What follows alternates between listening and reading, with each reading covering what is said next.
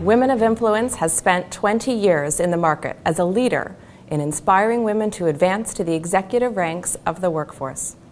What we've seen is that despite the fact that executive women are more confident than ever in their leadership abilities, we still continue to see women underrepresented in the C-suite. This release marks both the celebration of our continued work in North America and the launch of our senior executive programs in London and Hong Kong. Joining me from New York is Patsy Doerr, a global leader in diversity and inclusion from Thomson Reuters. Patsy, why is this so important for us to be talking about? I think it's important for companies around the world to know about the research that we've done around gender dynamics. It's important for them to appreciate the impact of diversity in terms of innovation, in terms of engagement of employees, and ultimately in terms of business results. The reason for that is that our focus on diversity is a broad-based definition. It's about diversity of thought, style, experience, and approach. And the idea is to drive as much diversity as possible. What would you like to see accomplished with the release of this study?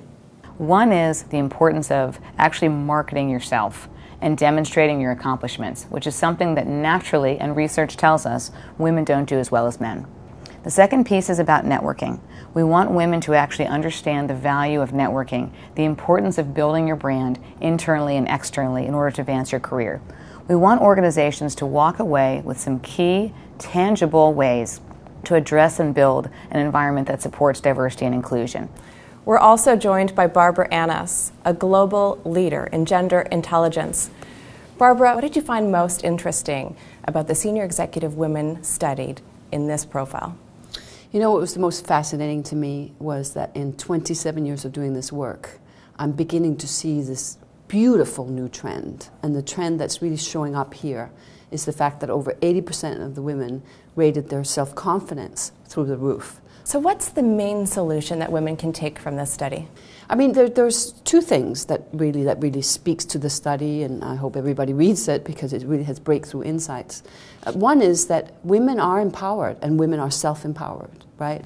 And they're self-initiated in their leadership. And often we've seen in our research in the past that that was a problem, that women tended not to be self-initiated. And the other things that really we need to understand is that there's a culture inside organizations that needs to be able to really empower and capitalize on the amazing talents women bring to leadership. We also saw in the study that when it comes to networking and self-promotion, unfortunately men are still doing better. So what can we take away from this? First of all, you need to be gender intelligent. You know, there are some foundational differences between men and women. If we don't understand that, we misinterpret those differences. This is one of my favorite parts of the survey, that it showed that there are no victims in this group of senior executive women, despite a lot of them struggling in male-dominated cultures. So what can we learn from this? Where these women are, again, as I said, much more self-initiated in really creating their own career path. And what about the corporations who hire women?